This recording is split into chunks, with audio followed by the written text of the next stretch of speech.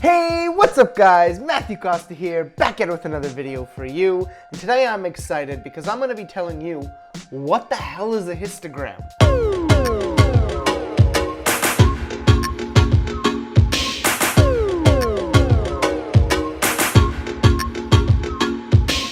Okay, so we're back after the intro. So let me explain to you what a histogram is. This is a histogram. Right here, little box, this thing. Right there, that little graph, that's a histogram. Okay, great video guys. If you like this video, be sure to leave a like down below. Oh, wait, you want more information? You want to know more? Okay, that makes sense. So let's explain to you what a histogram is. Now, pure definition, a histogram is basically a graph that shows you your exposure values for your image. What this means is basically while you're shooting, you can have either a live preview where it'll show you after you've taken the shot. Most cameras will allow you to do this, especially mirrorless cameras like the Sony A7. You can actually have it in the viewfinder, but we'll get to that in a little bit. The histogram is really nice because it basically tells you how much of a certain brightness value you have in your image. From the left side of the graph to the right side of the graph is your blacks, then your shadows, your midtones, your highlights, and then your whites. Say you have a black and white image and your histogram looks like this, or whatever it is, whatever it may be. So what this graph or histogram is going to tell you is how much of every possible luminance value from your darkest to your lightest do you have at any given value. So it's going to have, again, from left to right, you have your blacks all the way to your whites. What brightness value you're looking at, you're going to see a line, however tall it may be. What that tells you is how many pixels in your image are that particular brightness or luminous value. And the reason I started with black and white is because it's easier to explain and understand. You only have one bar of squiggles. You don't have to worry about there being 3 overlapping, technically 4 in a color histogram, but that's we'll get into that later. So now that I've kind of explained what a histogram is, it'll be easier to explain to you how we use it to check our exposure while shooting and after shooting, well, by shooting. I'm going to actually take this out and show you guys the histogram in action. So let's go. And here we are in our location for shooting. Actually, one second. So yeah, I got my camera, Sony A7 right here. What we're going to be shooting is, wow, I'm bad at pointing. It's right there, the window scene with the 2 black lamps. Basically, I'm shooting that because it's high contrast, and it's going to show you exactly where in the histogram the shadows, highlights, and midtones, because the walls are going to be a little bit of a midtone shade, because you can see they are in shadow. So it's going to be a perfect example scene. So I'm going to shut up, turn around, and let's get shooting. So here we are shooting. I have my Sony A7 up on the tripod, and actually, let me first show you how to get the histogram if you are using a Sony camera like myself.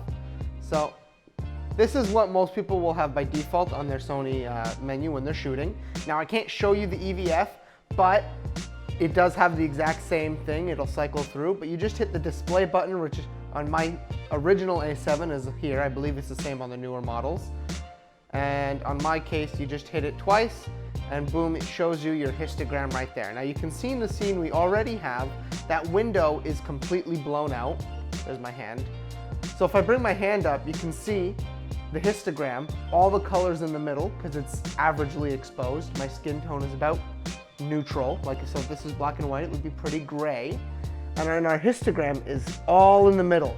So all the luminance values, all of our pixels are somewhere around our middle brightness value. And if we drop that down, you can see again now our histogram separates. We have some shadows. That spike right there is those 2 black lamps. The middle is the walls, and then right there you can see the window we actually have clipping because it's right on the edge. So if I take my aperture and I bring that all the way up, and you can close down, and you can see the window still looks overexposed, but I can't tell. So let's check on our histogram, and in fact, a majority of the pixels, they are in the whites, however, they're not clipping. So technically this image won't be overexposed. So I'm going to take a shot, and I'll throw that up on the video so you guys can see exactly how the exposure turned out.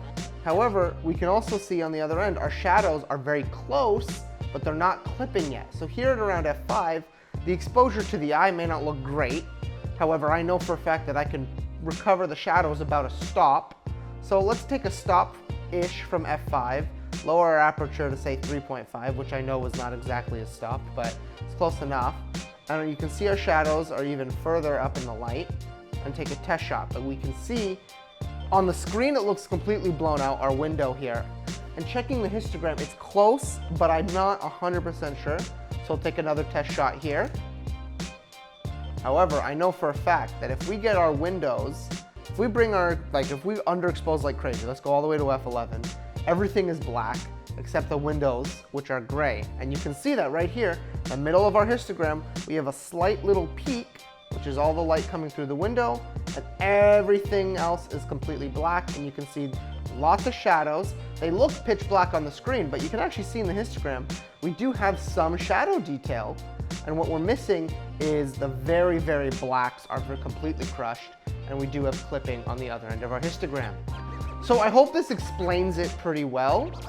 Okay guys, so that's pretty much the video. I really hope you liked it. Thank you so much for watching to the end, for the few of you that do. I watch the analytics, I know how many. If you like this video, please be sure to leave a like down below. If you really like this video, please hit subscribe down there and stay tuned for lots more videos coming all of 2020. We've got the whole year ahead of us, guys.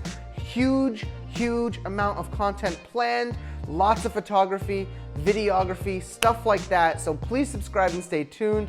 I'm trying to hit 500. As you can see down below, we're at around 300-ish. So if we can get to 500, that would be amazing. Now I'm rambling. I'm sorry. You guys need to go. So get out there and create.